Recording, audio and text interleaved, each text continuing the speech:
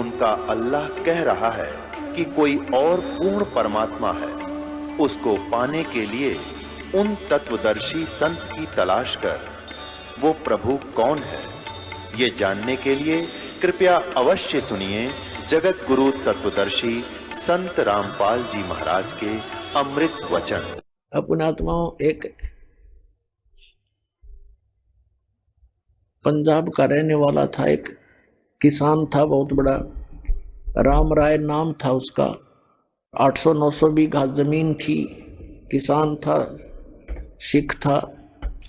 पहले ये सिख थे, सिख का यानी अपने हिंदुओं से ही अलग से। जैसे आज ये राधा स्वामी वाले कौन है, इसमें सभी जाति के लोग हैं हिंदू ही तकरीबन, या सिख भी हैं। आगे चल के ये धर्म का रूप धारण कर लेगा तो हमारा दुर्भाग्य ही होगा। तो ऐसे ही वो सिख धर्म, सिख माने शिष्य परंपरा से चल रहे थे, उनमें से था। और गुरु ग्रंथ साहिब की वाणी से वो काफी प्रभावित तो हैं सिख धर्म के, पंजाब के व्यक्ति। तो गरीबदास साहिब जी आए हुए थे, उस परमात्मा को प्राप्त कर चुके थे, भगवान उनको मिले थे, सचखंड लेकर गए थे, वापस छोड़ा था। और उनको परमात्मा कबीर जी ने वो उनके अंतःकरण में ये अनमोल तत्व ज्ञान फीड कर दिया था। वो तत्व ज्ञान उन्होंने गरीबदास जी की वाणी रूप में दास के पास उपलब्ध है। तो उनका गरीबदास जी का शिष्य लुधियाना के पास एक वासियर गांव है, वासियर, उसके बाहर बनी में सफर कर पैदल चला करते थे। और वहां नहा धो के कुएं पे, किसी जल पे, तालाब पे बैठ गया, सुबह सुबह नित्यनेम कर रहा था, ऊंची स्वर में ब्रह्मवेदी बोल रहा था। और वो सिख राम राय जी नहाने सुबह सुबह सैर सपट्टे को गया। तो वाणी के बड़े मर्मज्ञ हैं, बड़ी प्यारी लगती है वाणी। उन्होंने देखा भी बड़ी गजब की वाणी किसकी है, तो खींच लिया आत्मा को, उसके पास जाकर बैठ गया। जब उस भक्त ने अपना नित्य नियम कर लिया तब उससे कहा कि महाराज जी, ए भक्त, ये वाणी किसकी है? उन्होंने बताया कि ये मेरे गुरुदेव की वाणी है। तो राम राय ने पूछा, वो संत अभी शरीर में है या शरीर छोड़ गए? उन्होंने बताया भी शरीर में है। पूरा पता ले लिया उसने, राम राय ने, कि एड्रेस बता मुझे, इस महापुरुष के दर्शन करूंगा। तो वहां से चल पड़ा, छुडानी पहुंच गया लुधियाना से।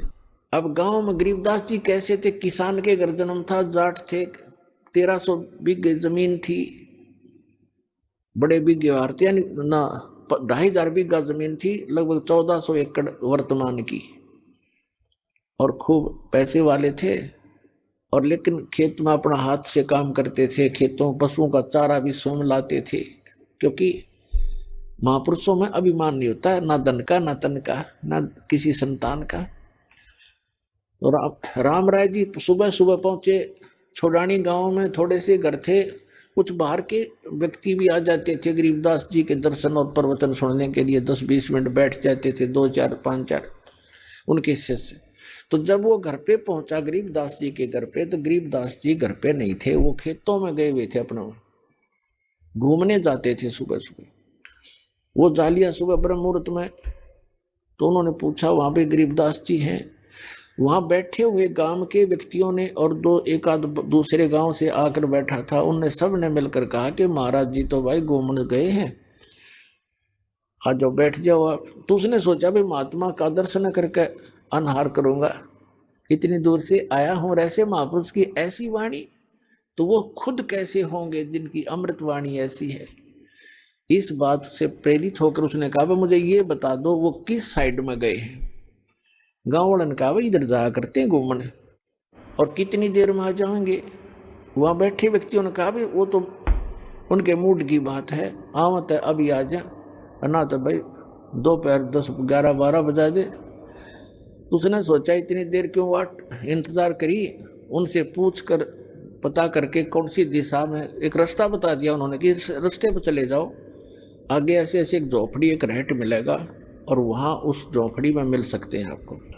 अब कहने का भाव ये है, ज़्यादा ना इसको लंबा करके, समय सत्संग का होने वाला है। तो जब वो जा रहे थे, गरीबदास जी आ रहे थे उसी रास्ते से, सिर पे पशुओं का चारा एक गट्ठड़ लेकर, बंडल, बरोटा बोल रहे हैं हमारे हरियाणा, बरोटा ज्वार का, और देश अपना जैसे हरियाणा के लोग पहनते थे धोती कुर्ता, सिंपल ड्रेस।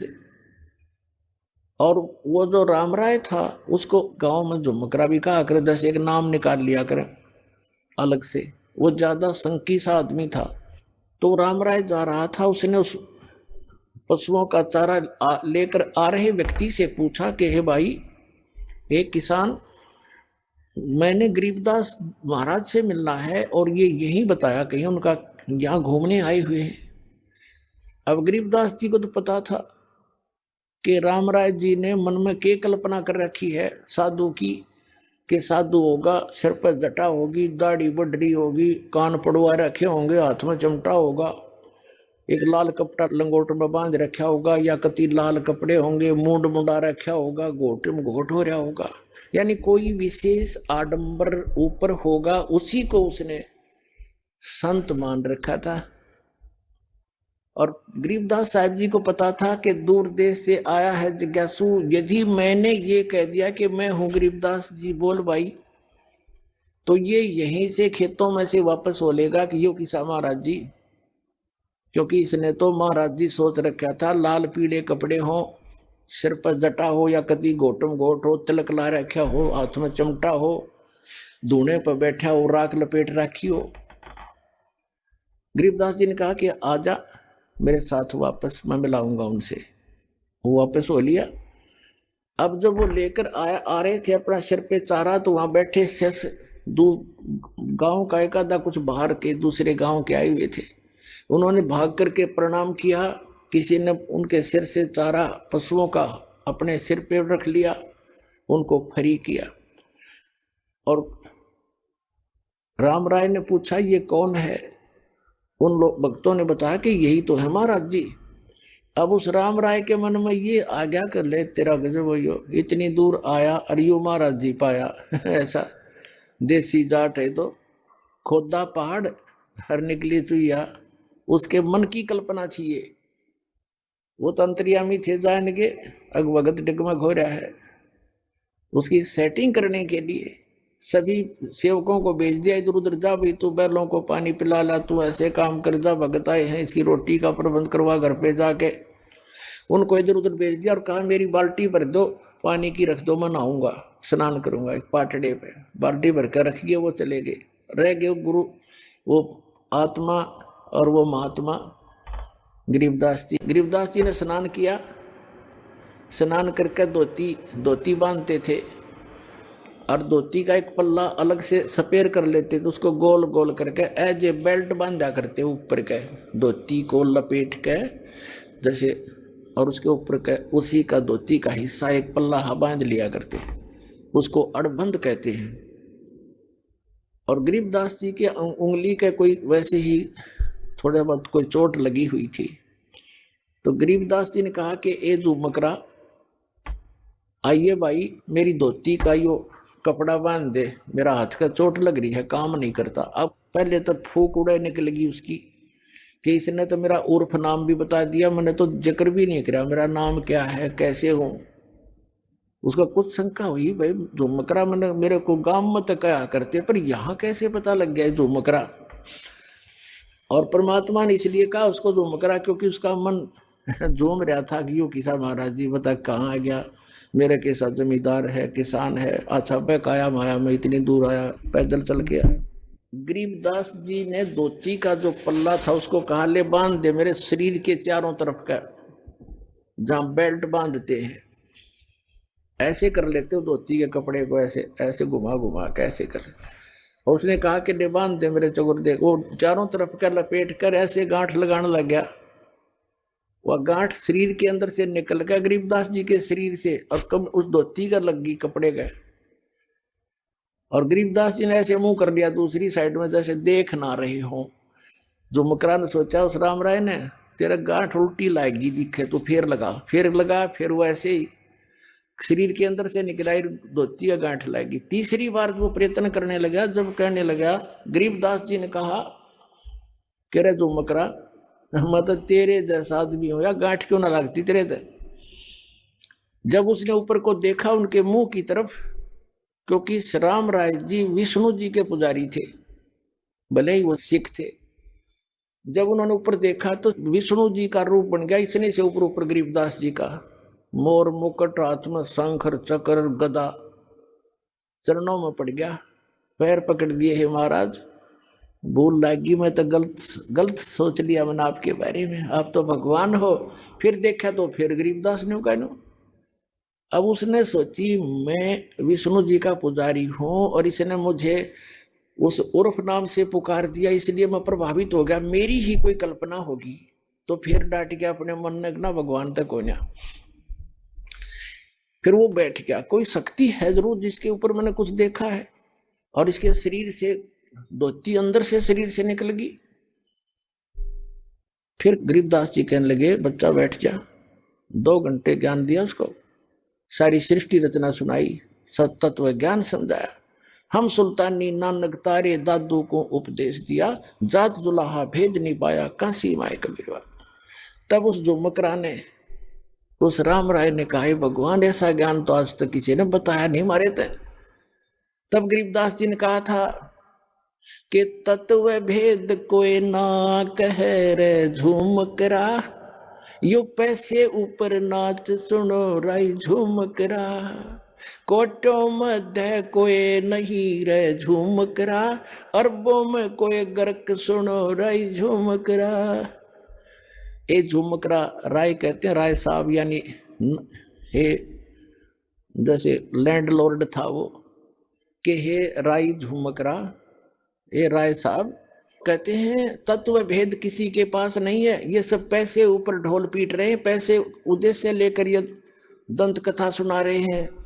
तत्व भेद कोई ना कह रहे झूमकरा, ये पैसे ऊपर नाच सुनो रहे झूमकरा। कहते कोटों मध्य कोई नहीं रहे झूमकरा, अरबों में कोई गर्क सुनो रहे झूमकरा।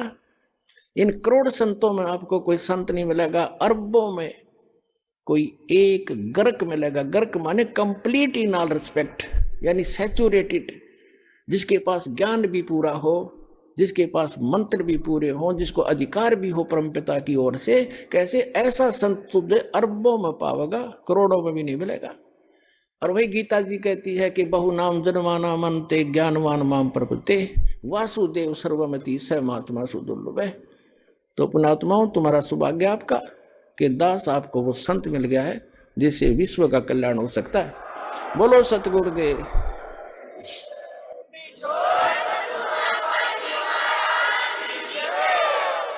आज का जो ये 3 दिन का जो समागम समापन हुआ है, ये उस उपलक्ष्य में था कि इस फाल्गुन की अमावस्या के दिन 17 फरवरी थी उस दिन, और अमावस्या थी 1988 में। दास को पूज्य गुरुदेव मिले थे, मेरा जीवन सफल हुआ था, आध्यात्मिक जन्म हुआ था दास का। और आज जो एकम है, अमावस्या से नेक्स्ट डे, उस दिन परमात्मा स्वयं आकर के वो परम पिता परम अक्षर ब्रह्म कबीर साहिब ने आकर कहा था, बेटा भक्ति शुरू कर दे, मैं तेरे साथ रहूंगा।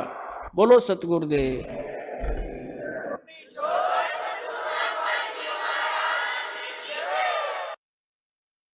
परम पिता परमात्मा पूर्ण ब्रह्म सारी सृष्टि के रचनहार कुल मालिक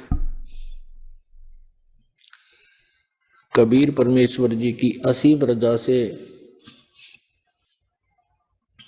आप सभी पुण्यात्माएं सत्संग सुनने के लिए उपस्थित हुए। बहुत ही पुण्यकर्मी प्राणी को मानव शरीर प्राप्त होता है,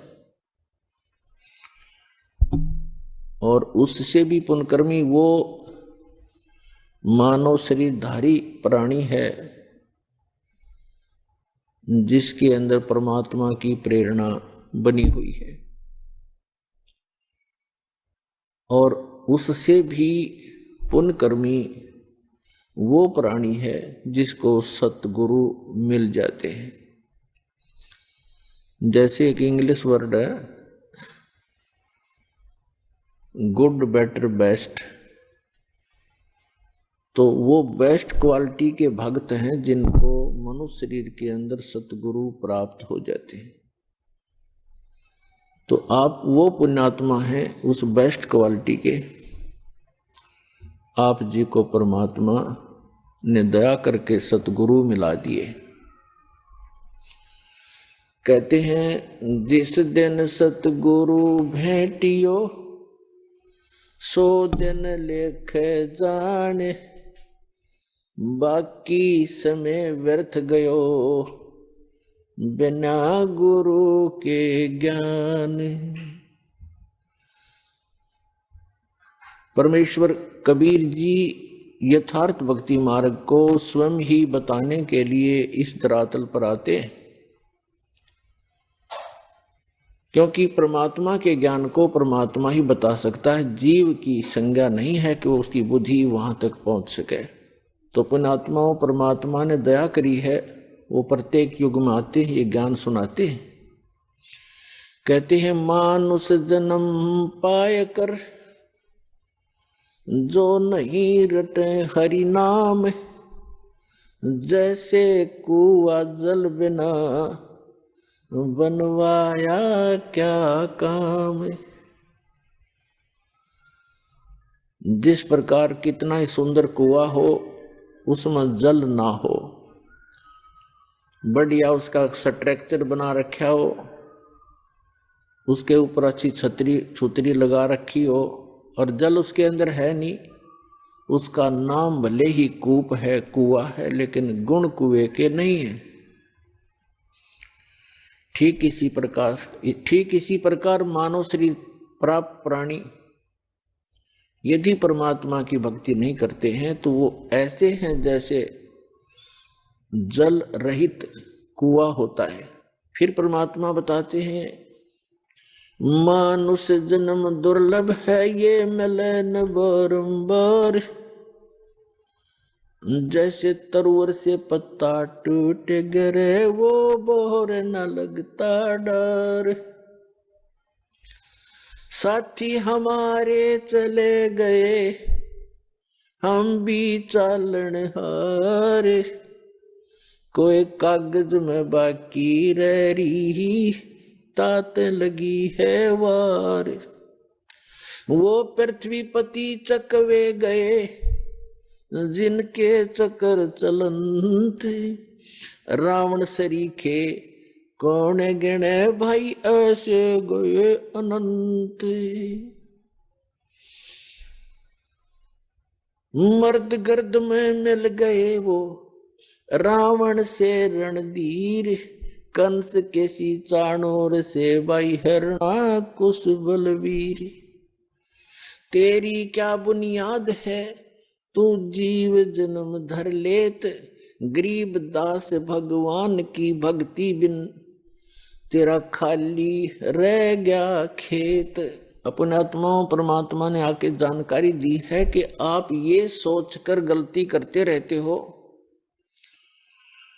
कि हम अभी बहुत दिन तक संसार में रहेंगे, क्योंकि जो 10-20 वर्ष के बालक हैं उनकी तो स्वाभाविक वृत्ति है कि अभी मृत्यु होगी नहीं, और जो 50-40 वर्ष के हो गए हैं वो भी सोच रहे हैं अभी 100 वर्ष तक तो जीवित रहते ही हैं, 60, 70, 75 तक तो जीवित रहते ही हैं। जो 70, 75 और 80 तक पहुंच गए हैं वो भी ये सोचकर जी रहे हैं कि अभी नहीं मरेंगे, क्योंकि मानव की आयु 100 से भी ऊपर तक भी हो जाती है। लेकिन हमारी बुद्धि उस समय काम करना बंद कर देती है, एक्सीडेंट हो जाता है। 10 वर्ष के बालक, 20 वर्ष के बच्चे, 30 वर्ष के, 40 वर्ष के, 50 वर्ष के, या किसी बीमारी के कारण, रोग के कारण भी मृत्यु हो जाती है।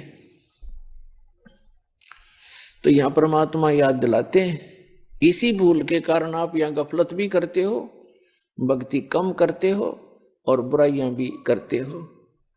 जिस व्यक्ति को ये पता लग जाए कि तेरी मृत्यु अब कुछ ही दिनों के बाद होने वाली है, उसने ना तो बकवाद बावे,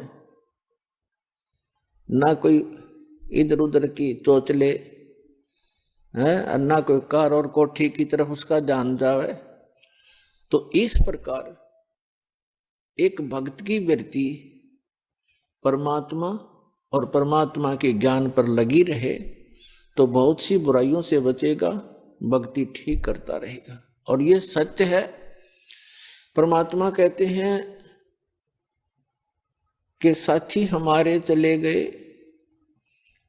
और अपने ऊपर ही उदाहरण दे रहे हैं परमात्मा कबीर भगवान के साथी हमारे चले गए और हम भी चालनहार, कोई कागज में बाकी रह रही तात लागरी वार। पुण्यात्मा, आप बहुत से उदाहरण देखते हो, प्रत्येक को पता है इस बात का कि एक फलाना व्यक्ति था, पूरा उसका संपन्न परिवार था और अभी आयु भी 50 वर्ष की भी नहीं हुई थी, मृत्यु होगी और उसकी उमंगें पता नहीं कितनी होंगी, ये करूंगा वो करूंगा, अभी ये करना शेष है, ये करना शेष है। एक मुख्यमंत्री आंध्र प्रदेश का, एक मुख्यमंत्री अरुणाचल प्रदेश के और एक पूरा का पूरा कैबिनेट यानी पूरा मंत्रिमंडल जिसमें 95 मंत्री और एमपी थे, पोलैंड देश के, अपने जहाज से जा रहे थे, कोई हेलीकॉप्टर से जा रहा था और दुर्घटनाग्रस्त हो गए। उनकी कितनी आशाएं थी, उन्होंने पता नहीं कहां कहां पार्टियां अटेंड करनी थी, उनके स्वागत के लिए बहुत से उनके मित्र हार लिए खड़े थे गले में डालने के लिए, और उनके गले की हार फिर मौत बन गई। तो यहां परमात्मा कबीर जी कहते हैं, मौत भूल गया बावड़े तने अचरज किया कौन, वो जाने का दिन तू भूल चुका है। मौत विसारी बावरे अचरज किया कौन, और ये तन माटी में मिल जाएगा जो आटे में लौन। तो पुण्यात्मा, परमात्मा हमें याद दिलाते हैं कि साथी हमारे चले गए। आपके बहुत से मित्र या कोई रिश्तेदार या वैसे देखने में आते हैं, वो सब जा रहे हैं, तो आप भी जाने वाले हो। कबीर साहब कहते हैं आप भी जाने वाले हो, कोई कागज में बाकी रह रही है, यानी कोई शेष आयु है आपकी, और जिस दिन वो कागज पूर्ति हो जाएगी यानी आपका आयु का समय पूरा हो जाएगा तो तुरंत चले जाओगे, चाहे कितना ही आवश्यक कार्य आपका शेष रह गया हो। क्योंकि जिसको आपने अति आवश्यक कार्य मान रखा है, उससे भी एक आवश्यक कार्य है परमात्मा की भक्ति, सेवा, सिमरन, गुरु की तलाश। वो आप नहीं करते हो तो परमात्मा आपके इन अनिवार्य कार्यों को महत्व नहीं देते, क्योंकि आपके जो प्रारब्ध में यानी किस्मत में, प्रारब्ध माने किस्मत, आपकी किस्मत में जो लिखा है आपको वही मिलेगा, चाहे चोरी कर लो, चाहे मिलावट कर लो, चाहे झूठ बोल लो, वो कर्म बिगड़ेंगे, मिलना उतना ही है। यदि आपने 2 नंबर का काम करके, झूठ बोल के, चोरी करके, रिश्वतखोरी करके, मिलावट करके धन इकट्ठा कर भी लिया, वो आपके पास नहीं रहेगा, वो तो जाएगा, कारण कुछ भी बनेगा, लेकिन आपके पल्ले फिर वो पाप रह जाएंगे। जो आपने उस धन को एकत्रित करने के लिए जो पाप इकट्ठे किए, झूठ बोली, चोरी करी, रिश्वत लिया, मिलावट की, तो वो पाप आपके पास रह जाएंगे, धन नहीं रहेगा। एक व्यक्ति ने लुटपुट के अपनी आत्म कथा बताई कि मेरा एक इकलौता पुत्र था,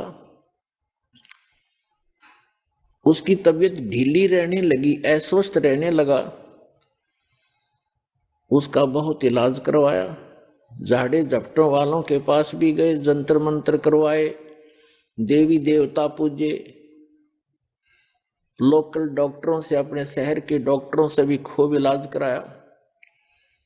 अंत में पता चला कि उसके दोनों गुर्दे फेल हो गए, खत्म हो गए। उसके लिए कहीं ना कहीं से गुर्दे का अरेंजमेंट किया। आज से लगभग 30 वर्ष पहले की बात है। उसमें उसके कहते हैं जो किडनी ट्रांसप्लांट में लगभग 3.5 लाख रुपए लगे। वो लड़का स्वस्थ हो गया, विवाह की तैयारी हुई। 6 महीने के बाद उस गुर्दे चेंज कराने के 6 महीने के बाद बस दुर्घटना में मर गया। अब वो रो रहा था और अपनी आत्मकथा बता रहा था। उसने बताया कि मैं गढ़ा नीच आदमी था, क्योंकि जब तक इंसान सत्संग नहीं सुनता अपने बुरे कामों पर उसका कभी दिमाग नहीं जाता, उसकी बुद्धि नहीं काम करती। चाहे कितना निकम्मा आदमी हो और उसका कोई दुर्घटना हो जाए छोटी मोटी, वो नो क्या करे भगवान मनीषा के बुरा कर दिया, मेरे साथ आज ऐसे क्यों घटी। और जो निरे बुरे करता है सारा दिन, पहला बुरा तो ये है कि हम भक्ति नहीं करते। इससे बुरा और कुछ भी नहीं हो सकता जो भक्ति नहीं करते। और भक्ति करते हैं तो गलत गुरुओं के पास करते हैं या मनमाना आचरण करते हैं, वो भी बुरा ही बुरा है। फिर अपने पेट के लिए इंसान सारा दिन, ठीक है किसी का दाव ना लगता वो बात दूसरी है, नहीं तो जहां जिसका दाव लगे आज के वर्तमान के अंदर। पहले तो भगवान से डरने वाले व्यक्ति होते थे, बुरा करते समय 100 बार सोचा करते थे, आगे पीछे का हिसाब लगाया करते थे, मुझे पाप ना लग जाए, कोई हानि ना हो जाए, मुझे कोई नुकसान ना हो जाए, तो वो गलती नहीं करते थे। अब तो हम भगवान से दूर हो गए, इस भौतिकवाद में इतने फंस गए, इस विज्ञान को प्रमुख मानकर हम आगा पीछा कुछ नहीं देखते, जिस कारण से हम अधिक पाप करने लगे। और इस प्रकार हम बुरा करते हैं तो आगा पीछा नहीं देखते, और जब हमारे साथ कुछ घटना घट जाती है फिर विचार करते हैं।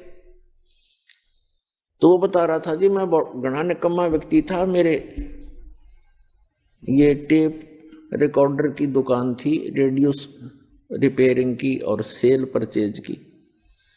उस समय ये कह रहा था कि तोल के भाव से रिफिल आया करती थी इनकी टेप रिकॉर्डरों की, रील होया करती पहले, अब तो सिस्टम खत्म हो गया। और सोनी का मार्क लगाता था, सोनी की ज्यादा बिकती थी, सोनी कंपनी की। और उस समय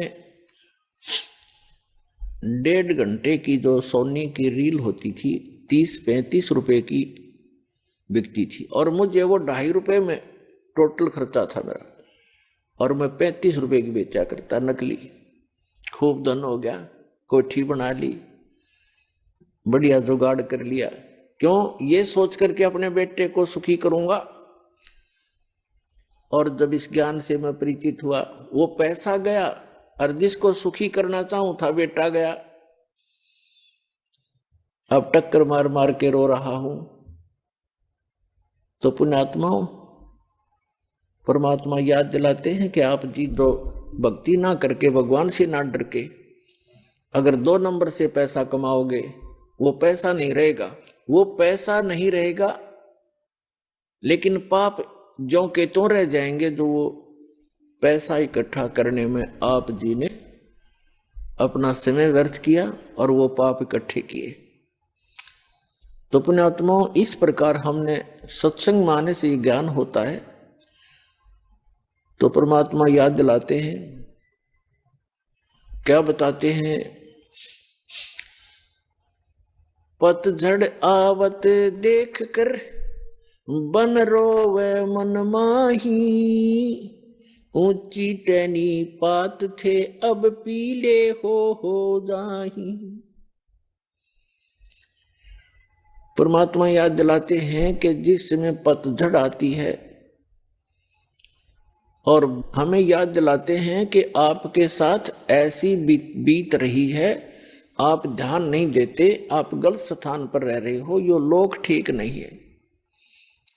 और जो भगवान से दूर हैं वो तो महादुखी प्राणी है, और दुर्भाग्य उन प्राणियों का, मनुष्य जीवन उनको मिला या ना मिला बराबर है। ये इतना भयंकर लोक है। परमात्मा की शरण में आने के बाद जीव को यहाँ थोड़ा बहुत जीने की राहत मिलती है, और आने वाले जो संस्कार, किस्मत की जो आपदाएं हैं वो भी भगवान टाल देता है। परमात्मा को इसीलिए हम खोजा करते हैं। कहते हैं दुख में सुमन सब करें, सुख में करे ना कोई, और जय सुख में सुमन करें दुख काहे को है। परमात्मा की भक्ति जो करते हैं सुख में तो उनको दुख नहीं होते, और यदि दुखी प्राणी भी परमात्मा की भक्ति करने लगता है सत्य भक्ति श्रद्धा से, उनके दुख भी दूर हो जाते हैं। तो हम भक्ति कर अवश्य रहे थे, लेकिन भक्ति कर रहे थे शास्त्र विधि त्याग कर मनमाना आचरण कर रहे थे। श्रीमद् भगवद गीता अध्याय नंबर 16 के श्लोक नंबर 23 में कहा कि अर्जुन, जो शास्त्र विधि को त्याग कर मनमाना आचरण करते हैं उनको न तो सुख होता है और न उनकी गति होती है और न ही उनकी कोई सिद्धि प्राप्त होती है, अर्थात यूजलेस, व्यर्थ। 16वें अध्याय के 24वें श्लोक में तुरंत कहा कि अर्जुन, इससे तेरे लिए कर्तव्य और अकर्तव्य की दृष्टि में शास्त्र ही प्रमाण है। किसी अन्य व्यक्ति की दंत कथा के आधार से तू अपनी भक्ति पर मत लगना, जो हमारे सदग्रंथ बताते हैं उन्हीं को आधार मानना। तो पुण्यात्माओं, हमारे जैसे आप जी का हमारा जन्म पवित्र हिंदू धर्म में हुआ, हमारे हिंदू धर्म के जो धर्म गुरु टीचर थे हमारे, वही हमारे सिलेबस से परिचित नहीं थे, तो हमें वो शास्त्र अनुकूल साधना बता नहीं सके, जिस कारण से हमारे पूर्वज प्रेत बने, पशु योनियों में चले गए। अब उनके लिए यत्न बनाते हैं, बाद में श्राद्ध निकाल दो, ऐसे कर दो, वैसे कर दो, तेरामी कर दो, वर्षी कर दो। फिर क्या होगा? वो चला गया जहां जाना था, पीछे पापड़ बेल रहे हैं। तो ये शास्त्र विधि त्याग कर मनमाना आचरण था। तो पुण्यात्माओं, परमात्मा बताते हैं कि पतझड़ आवत देखकर बन रोवे मन माही, ऊंची टहनी पात थे इब पीले हो जाए। कहते हैं पात झड़नता ये कहे, सुन भई तरवर राय, अब के बिछुड़े नहीं मिले, ना जाने कहां गिराएंगे जाए। तरवर कहता पात से, सुनो पात एक बात, यहाँ की यह रीति है, एक आवत एक जात। अब परमात्मा हमें उदाहरण देना चाहते हैं कि जिस संसार में आप रह रहे हो ये एक वन है, और इसकी यहाँ की रीति क्या है कि एक आता है एक जाता है। जैसे वसंत ऋतु आती है, पतझड़ कहते हैं, जब पत्ते झड़ जाते हैं सब वृक्षों के, और फिर तुरंत कोपल फूट आती है, और कुछ देखते ही देखते कुछ दिनों में वो पत्ते बनकर लहरा रहे होते हैं, फड़फड़ा रहे होते हैं। एक वर्ष वो फड़फड़ा लेते हैं, फिर पीले होकर गिर जाते हैं, तुरंत नई कोपल फूट आती है और वो भी ऐसे ही गिर जाते हैं। तो यहाँ परमात्मा हम उदाहरण देना चाहते हैं कि संसार रूपी वन है और एक परिवार रूपी वृक्ष है, और इसके सदस्य रूपी पत्ते ये झड़ पीले हो यानी बूढ़े हो करके या रोगी होकर मरते जा रहे हैं, दुर्घटना से समाप्त हो रहे हैं। कहते हैं पतझड़ आवत देख कर बन रोवे मन माही, ऊंची टहनी पात थे वह पीले हो जाही। अब जैसे वृद्ध हो गए जो भक्त, जो व्यक्ति, उनके सफेद बाल हो गए, ये हमारे की तरह। अब इनको ये सूचना मिल गई है कि तुम्हारी टिकट कभी भी कट सकती है, चालन की तैयारी करो। लेकिन हम बगैर ज्ञान के, भगवान के अध्यात्म मार्ग से परिचित न होने के कारण हम और ही अटकलों में लगे रहते हैं, अभी नहीं मरेंगे, अभी नहीं मरेंगे। जो आज मृत्यु को प्राप्त हुए या कल हुए, वो भी ये सोच कर जी रहे थे अभी नहीं मरेंगे। इस भूल को सत्संग में मिटाया जाता है, दृढ़ निश्चय कराया जाता है। अब क्या बताते हैं परमात्मा कि पतझड़ के अंदर पीले पत्ते, पहले वाले पत्ते पीले होकर टूट टूट कर गिर जाते हैं। कहते पात झड़नता ये कहे, सुन भई तरवर राय, अब के भी छुड़े नहीं मिले, ना जाने कहां गिरेंगे जाए। जैसे किसी परिवार का कोई सदस्य मृत्यु को प्राप्त हो रहा है, उसको ये पता लग गया कि तेरी मृत्यु डेफिनेट है, कोई ऐसा असाध्य रोग है, और डॉक्टरों ने भी बता दिया है कि तू 2 महीने 20 दिन का मेहमान है। तो उस समय उस व्यक्ति की स्थिति देखो। अब उस समय क्या करते हैं, कुल के लोग इधर उधर से इकट्ठे होते हैं, मेहमान आना शुरू हो जाते हैं कि मेडिकल के अंदर है, कुछ दिनों का मेहमान है। तो उसको सांत्वना देते हैं कि भाई यहाँ तो सभी ने मरना है, पीछे देख ले कोई दादा रहा ना परदादा रहा, एक दिन सबने जाना है, क्यों माड़ा मन करता है, खुश होकर जान दे दे। तो उसने संतुष्टि करनी पड़ती है कि सभी मरेंगे, इससे उसको सांत्वना मिल जाती है, मरने की सुविधा मिल जाती है। लेकिन वो दुख जो का तो उसके पहाड़ जितना उसके कम सिर पे रखा हुआ, और अगले जन्म में उसको भोगना पड़ता है। तो ये परमात्मा याद दिलाते हैं कि पात जड़नता यूं कहे, सुन भई तरवर राय, अब के बिछुड़े नहीं मिले, ना जाने कहाँ गिरेंगे जाए। तो वो परिवार का सदस्य अवश्य महसूस करता, कितनी सांत्वना देते रहो, हे भगवान अब ना पता कहाँ जाऊंगा, कहाँ जन्म होगा। तो परमात्मा उसके लिए आगाह करते हैं कि तू पहले ही यदि मेरी शरण में आ जाता, तेरा आगे का ठिकाने का पता लग जाता, और फिर मरने में चिंता नहीं होती, इसे हर शरीर छोड़कर चला जाता, भक्ति करके जाता। और परमात्मा की भक्ति से, दान धर्म से बड़ी आसानी से जीव निकल जाता प्राणी का। नहीं तो भक्तिहीन प्राणी भुगत का मरता है, टट्टी पेशाब निकल जाती है, बुरा हाल होता है, यम के दूत दिखने लग जाते हैं, कई दिन पहले भयभीत होना शुरू हो जाता है। तो यहाँ बताते हैं परमात्मा के जीवित जग में जूती पड़े फिर जम तोड़े छाती, या यहीं पर दुर्गति शुरू हो जाएगी आपकी, और फिर आगे यम के दूत वहां पिटाई करेंगे। उसके लिए भगवान बताते हैं कि फिर कुल के लोग ऐसे सांत्वना देते हैं जैसे पात जड़नता यूं कहे, सुन भई तरवर राय, यानी वृक्ष को कहता है पत्ता कि अब के बिछड़े हम नहीं मिले, ना जाने कहां गिरेंगे जाए। और तरवर कहता पात से, पेड़ कहता उस पत्ते से, मान लो कि तरवर कहता पात से, सुनो पात एक बात, यहाँ की यह है रीति है, एक आवत एक जात। दादाजी की टिकट कटन होगी, पोता पैदा हो गया, 20-30 साल 50 वर्ष में पोते की टिकट कट जाएगी, उसका पोता आ जाएगा। तो परमात्मा कहते यहाँ की यह रीति है, एक आवे और एक जात। तो परमात्मा आपको याद दिलाते हैं, कबीर ये तन जावेगा, सके तो ठाहर ला, एक सेवा कर सतगुर की, भाई गोविंद के गुण गा। अब जैसे पुराने समय में हमने देखे, पुराने पुराने कच्चे मकान हुआ करते थे, और उसमें कड़ी और सैतीर होते थे, वुडन बीम, वुडन बैटन, और उनमें से कोई सतीर में क्रैक आ जाता था तो पूरी की पूरी छत गिरने के चांसेस हो जाते थे। तो क्या करते थे, उसके नीचे एक बल्ली लगा देते थे मोटी सी, नीचे थोड़ा उसका बेस सा बना करके ईंट आट रख के पक्की, और नीचे उसका बल्ली लगा देते थे, उसको ठाहर बोलते थे, ठाहर यानी सपोर्ट। तो वो ठाहर लगाकर मनमाने 20-30 वर्ष तक उस मकान को चला लेते थे, नहीं तो उसी दिन गिर जाता जब वो ठाहर ना लगाते। तो परमात्मा कहते हैं, हमें संदेश देते हैं और संकेत देते हैं, कबीर ये तन जावेगा, जिस दिन आपका निर्धारित समय है जाने का, यदि आप कबीर परमेश्वर की शरण में नहीं आए हो तो आप निश्चित मरोगे उस दिन। कबीर ये तन जाएगा, सके तो ठाहर ला, ठाहर माने सपोर्ट, और वो सपोर्ट क्या बताई है, एक सेवा कर सतगुरु की और गोविंद के गुण गा।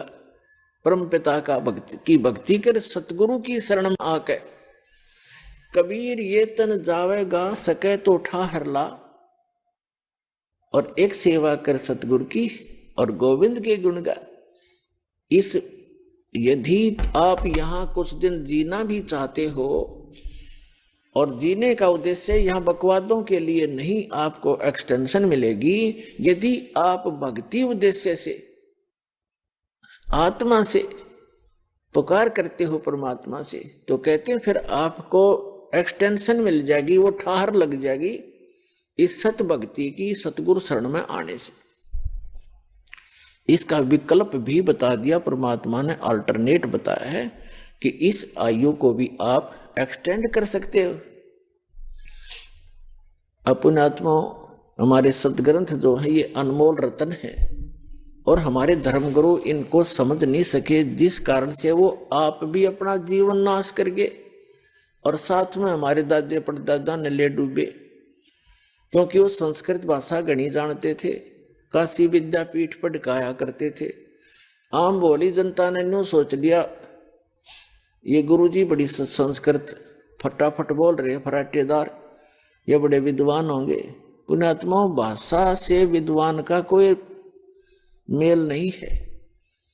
मान लीजिए कोई एक भाषा में विद्वान है, इंग्लिश खूब बोलता है, उसने पंजाबी ना आती, बताओगे फेल हो तो विद्वान कहाँ रहा फिर? तो विद्वान वो है, भाषा उसकी जैसी है, लेकिन ज्ञान कंप्लीट हो उसको, स्पिरिचुअल नॉलेज, वो विद्वान होता है। और भाषा का काम तो अपने विचारों को दूसरे तक पहुंचाने का होता है। अब जैसे कई कहते हैं भाई प्रोनाउंसिएशन ठीक नहीं, ऐसा ठीक नहीं, वैसा ठीक नहीं आपके गुरुजी का, ये तो बकवादी आदमियों की बात होती है। ये तो वो व्यक्ति सोचते हैं जिनका पूर्व जन्म का संस्कार ठीक है, ज्ञान से परिचित नहीं, क्योंकि ज्ञान से परिचित प्राणी ये बकवाद नहीं बोला करता है।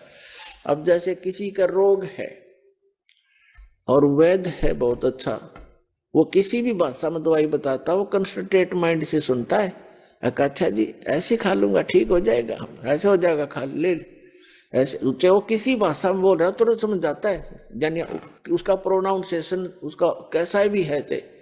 तो पुण्यात्माओं, जिनको मोक्ष कराना है, इन बकवादों में नहीं चलना चाहिए, क्योंकि हमारे परमात्मा कबीर जी वो विद्वान थे, वो खुद भगवान थे।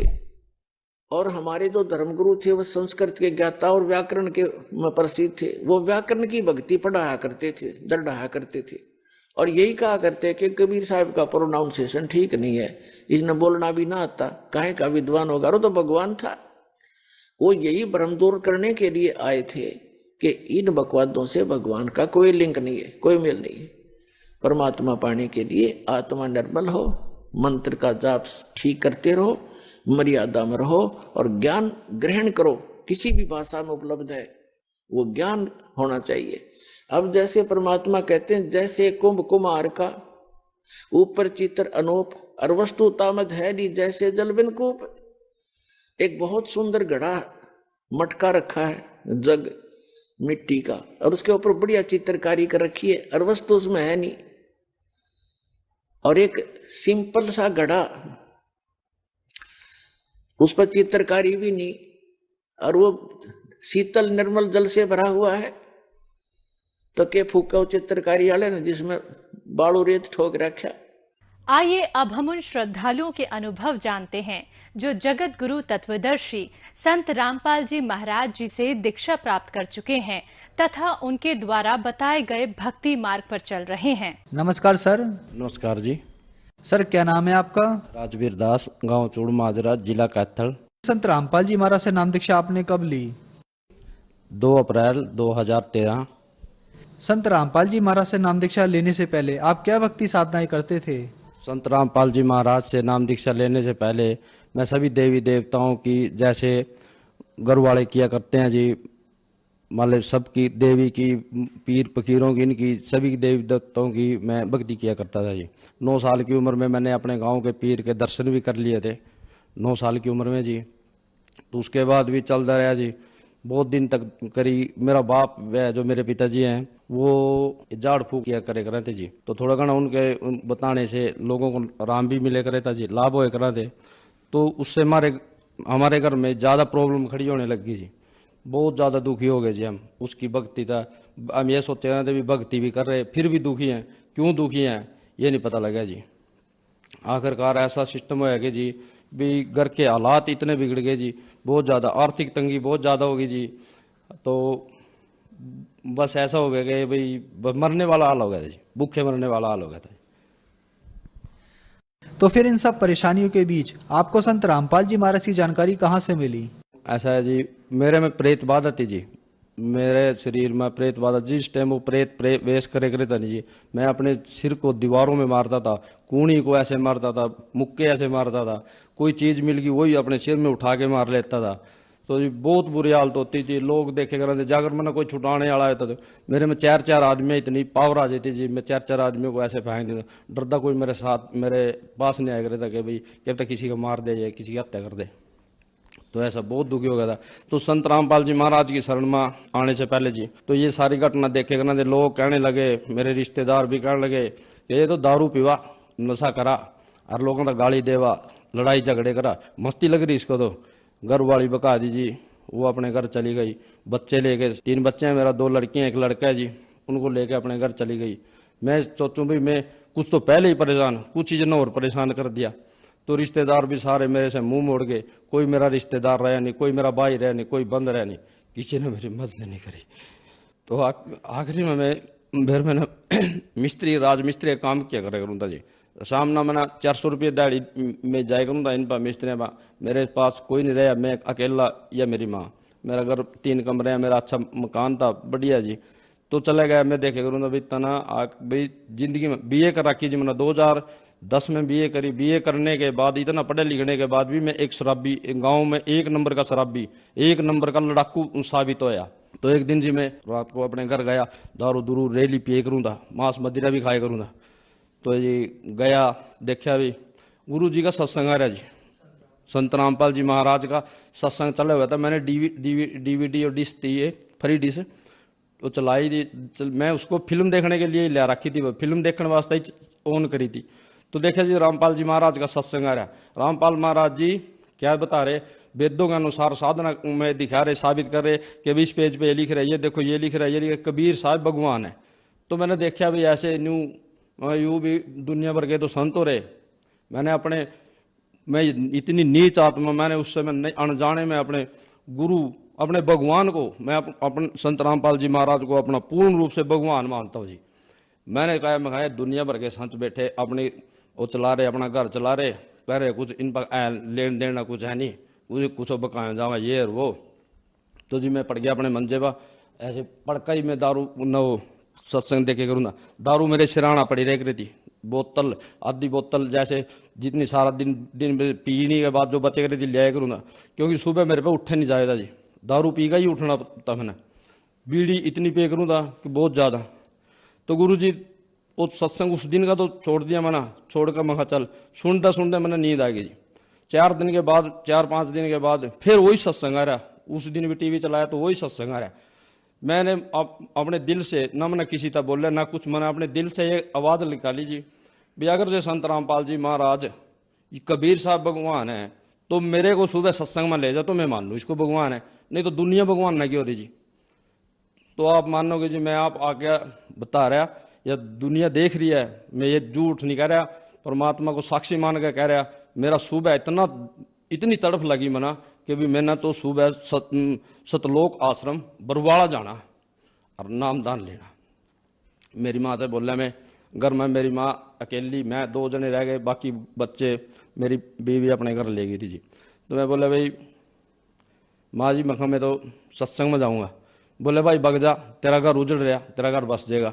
तो जी फिर सुबह में उठा जी, तो पूरी तलब भी मैं बता नहीं सकता भी मेरा कितनी तलब लगी।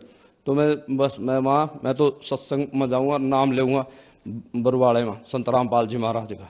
तो गया जी, बीड़ी इतनी पे करूँ था मैं, मेरे दिल में दारू इतनी पे करूँ था, आधा दारू का मैं छोड़कर अपने से रहना छोड़ के जद चलिया, और मंडल 3-4 मंडल दारू उसके बीड़ी कैसे पड़े रह रहे भाई, जब उठा बीड़ी पी ली, उठा बीड़ी पी ली, चैन स्मोक करता जी। तो भाई मेरे पर रह नहीं गया, तो जो जानी मैंने जींद भी मैंने बीड़ी पी। तो जब मैं बीड़ी पी का फिर बीड़ी भी थी मेरे पास 3-4, छोटा सा मंडल था। वो ले रहा भगत जी, वो देखे भगत जी भाई तेरे मुंह में तो बीड़ी की बदबू आ, पहली बार आया के? मैं हाँ जी पहली बार आया। बोले भाई भगत जी ठीक है, बीड़ी मांस दारू मांस मीट मच्छी अंडा फंडा सारा छोड़ना पड़ेगा, कोशिश पूरी करूंगा जी, चलो जी। तो मैं अंदर गया जी, तो मैंने वहाँ भंडारा किया, बिल्कुल निःशुल्क भंडारा, बहुत बढ़िया जी, सब सामान देसी घी का सारा शुद्ध आदर, 1 पैसा नहीं लेते, ना नाम दीक्षा पर पैसा लेते। तो जी तो शाम को मैं बैठा था वहाँ जी, आश्रम में गए हुए बैठे थे, तो गुरुजी दर्शन के लिए आ गए जी। तो मैं पीछे जाकर खड़े हो गया जी, लाइन लगी हुई थी और गुरुजी दर्शन दे रहे थे, सब ना आशीर्वाद दे रहे थे, जाने लग रहे थे। मैं पीछा खड़ा, गुरुजी ने भी मेरे साइड इस तरह देखा जी, मेरे साइड मेरी तरफ, और वो भक्ता ने भी देखा भी, उनने आपसे में बात करी, गुरुजी भी यू आदमी कैसा। गुरुजी बोले इब तो नहीं स्त्री के आवांगे भाई उरा, यहाँ बिगड़े तिगड़े आवांगे, यही समरांगे और नहीं। एक भगत आया, भगत जी भी नाम दर्शन कर लो गुरु, मैं भाई कड़ा जाऊँ। वो बोले यहाँ लाइन में खड़े हो जो, और अभी गुरु जी बैक आवांगे, इधर जा रहे फिर आवांगे, तो अपना आशीर्वाद देते। ठीक है जी। मैं खड़े हुए तो गुरु जी 3-4 कदम आगे जा रहे थे, 3-4 कदम पीछे हटका वापिस आए जी। तो वापस आए जी, गुरु जी ने मेरे सिर पर आशीर्वाद दिया। तो संत रामपाल जी महाराज ने मेरे सिर पे हाथ रखा, तो मेरे अंदर से ऐसा सिस्टम ऐसा महसूस होया जी, जैसे मान ले सर्दी के अंदर जब आवासी लग जाएगा नहीं, कामनी सी चढ़ जाएगा नहीं, भी ऐसी कामनी सी चढ़ी मेरे शरीर में। तो गुरु जी ने एक बार नहीं 3 बार मेरे सिर पर हाथ रखा। तो उससे पहले भगत जी जब मैं आशीर्वाद लेगा आश्रम में गया, भी आरामदारी करने वास्ते अपने बिस्तर बिछा रहे, तो मैट बिछ रहे थे, सब सारा सिस्टम फरी था, रजाई दरी सब फरी है जी वहाँ। तो जी गया, तो बैठे में पहली बार ऐसा चौंकड़ी मार गए, कम से कम 20-25 मिनट के मैं सारी रात बैठे रहा जी, जितनी देर में ना बैठा मैं तो रोऊं और मन में परमात्मा ये तो मेरा रोग, मैं तो पूरा 1 मिनट नहीं बैठ सकूंगा, और मैं पूरा घंटे घंटे बैठा। मना इसी बात का सारी रात यही अचंबा रहा कि मैं कैसे बैठा हूँ, नींद भी आई मना वहीं आई। तो मैं सुबह उठे जी, मैं संत रामपाल जी महाराज से नाम दीक्षा ली।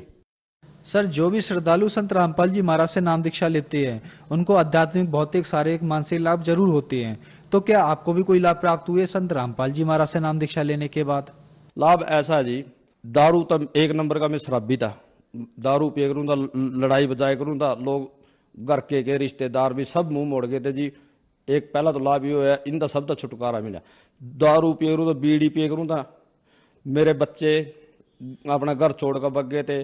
तो जी फिर 1 महीने के बाद मना अपने बच्चों का भी नाम दीक्षा दवा दी जी। 1 महीने के बाद बच्चे मैं अपने बच्चा ना 2 मेरी लड़की 1 लड़का मैं यहाँ अपने घर ले आया। वो अपने मामे का मैं अपनी ससुराल से ले आया जी।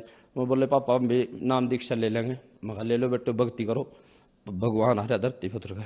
मेरे बच्चा ने अरदास लाई 2 महीने बाद, गुरुजी मेरी मम्मी का मेरे पापा का झगड़ा हो रहा जी, और वो घर छोड़कर अपने मारे मामे का रवा, और मारे घर मेरे पापे के खिलाफ उन्ना केस कर रखा जी, दहेज मांगा भाई, कर्चे का केस कर रखा, अभी मेरे पास दहेज मांगे था, यहीं से केस कर रखे। कदा गुरु जी दया करियो। संत रामपाल जी महाराज जी ने कहा बेटे 3रे महीने में आएगी। तो जी 24 मार्च ना मेरी तारीख थी कोर्ट की, उसमें हमारा फैसला होना था जी भाई ये तलाक का जी।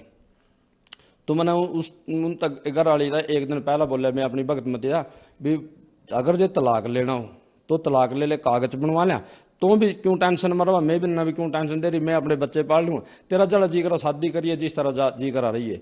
वो बोली ना, मैं तो मालिक ने ऐसी दया करी जी। वो बोली मैं तो सुबह घर आऊँगी, अपने घर चलूँगी। तो जी एक तो लाभ ये है कि 24 तारीख ना आना भी कैसा हो भाई, आगे वो हमारा वकील नहीं कह रहा भाई क्यों जाओ, अगली तारीख पर जाओगे नहीं, उसका वकील। तो घर वाले बोले भी नहीं जी भाई, मेरी भगत मेरी बोले नहीं माना तो जाना, मैंने अपने बच्चे के पास जाना। तो गुरु जी की वो 3रे महीने वाली बात पूरी सत्य हुई जी। 24 मार्च ना मेरी घर वाली मेरे साथ अपने माले मेरे घर आ गई जी। तो सारे देखा भाई यू किस तरह होया, अरे भाई थोड़ा पड़ोस में भी लागेगा ले भाई इसके गुरु में है तो आ सकती भाई। एक लाभ तो ये है जी। दूसरा जी मेरी लड़की बीमार हो गई, 5वीं क्लास में पढ़ रहती हुई, तो स्कूल में उसको दौरा पड़ गया जी। दौरा पड़ा तो डॉक्टर आ रहे थे, 1-2 आया था, फिर उन मास्टर ने कुछ विशेष सुविधा दे रखी थी इसमें सरकारी स्कूल में। तो फोन फान करा, मास्टर आ गए जी। तो बोले भाई इसकी लैटरिंग चेक करनी पड़ेगी। तो उसकी लैटरिंग करवाकर चेक करवाकर वो चंडीगढ़ आई 2 महीने बाद रिपोर्ट जी। 2 महीने बाद वो बोले भाई ये तो इसकी तो डेथ होनी, ये तो भाई मान ले इतनी गंभीर बीमारियां, मैं उसका नाम तो जानता नहीं क्या बीमारियां, लेकिन उन्होंने बताया मास्टर ना भाई ये बहुत गंभीर बीमारी है, कभी भी इसकी मृत्यु हो सकता। मैं बोला चलो भाई मालिक ना। तो आज तक उस लड़की ना चक्कर तक नहीं आते जी, बिल्कुल ओके है।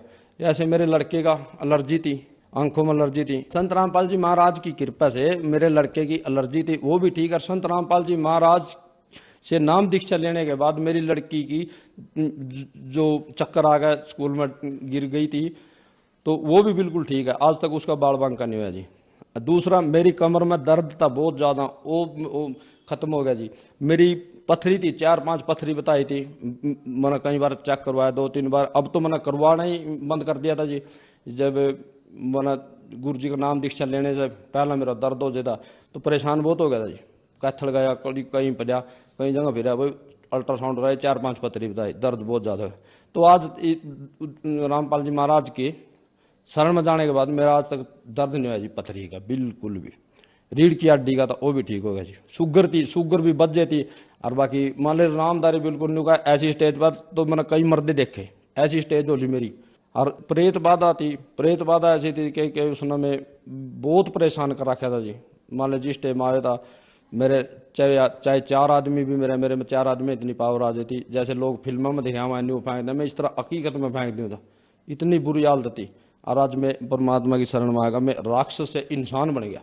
संत रामपाल जी महाराज की शरण में आने के बाद तो मैं, चाहे मेरे आगे कुछ हो जी, बिजली के जिस तरह फिटिंग में मुक्का मार दिया, चाहे मेरा करंट लागो, चाहे मेरा कुछ लागो, मैं आपको दिखाऊं। देखो एक बार ये देखो जी, ये निशान है।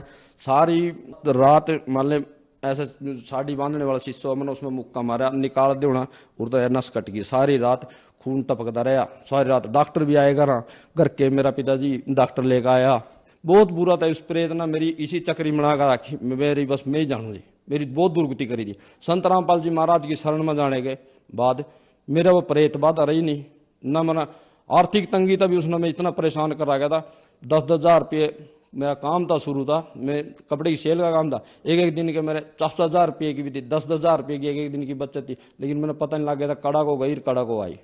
जमुनानगर में आई, करनाल में, बड़े बड़े शहरों में मेरा रैक्स के कपड़े का काम था शुरू में, सारा ठप कर दिया ना। 4 मेरे एक्सीडेंट करे, देखो ये सारा, यहाँ से जुबाड़ा तोड़ दिया था, उरे तोड़ दिया था बिल्कुल, टांग ये गोड्डा टूट रहा था। 2-3 जगह 4-5 एक्सीडेंट करे उसने। लेकिन मैं उन चीज़ों ने मानने नहीं करूँ, अभी यह भी कोई प्रेत बाधा, अभी यह भी कुछ कर सका। लेकिन नहीं, संत रामपाल जी महाराज की शरण में जाने के बाद तब लगा, मैंने पता भाई इन्होंने तो मेरा बट्ठा गोड़ कर दिया। आज मैं संत रामपाल जी महाराज की शरण में हूँ, मेरा पूरा परिवार शरण में है, सब ने नाम दीक्षा ले रखी है और पूरे सुखी है। सर, आप बता रहे हैं कि संत रामपाल जी महाराज से नाम दीक्षा लेने के बाद आप नशा मुक्त हो गए। यह कैसे संभव हो रहा है कि संत रामपाल जी महाराज से नाम दीक्षा लेने के बाद आप लोग नशा मुक्त हो रहे हैं? रामपाल जी महाराज के मंत्रों में इतनी शक्ति है, जो भक्ति साधना देते हैं, चाहे कोई नशा करता हो, चाहे कोई प्रेत हो, कुछ भी बाधा हो, अपने आप दूर हो जाती है। लेकिन भक्ति करनी पड़ेगी, मर्यादा में रहेगा जी।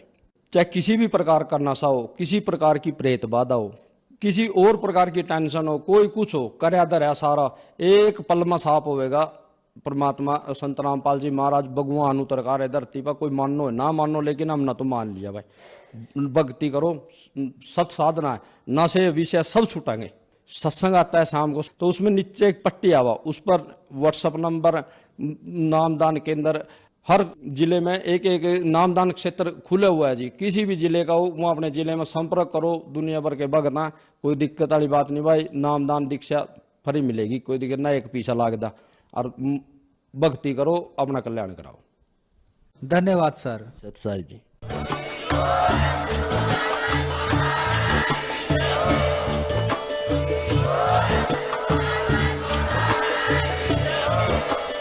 आप सुन रहे थे जगत गुरु तत्वदर्शी संत रामपाल जी महाराज जी के मंगल प्रवचन। अधिक जानकारी के लिए विजिट कीजिए हमारी वेबसाइट www.jagatgururampalji.org। संत रामपाल जी महाराज जी के शुभ आशीर्वाद से पूरे विश्व भर में 500 से भी ज्यादा नाम दीक्षा केंद्र हैं, जिन पर संत रामपाल जी महाराज जी द्वारा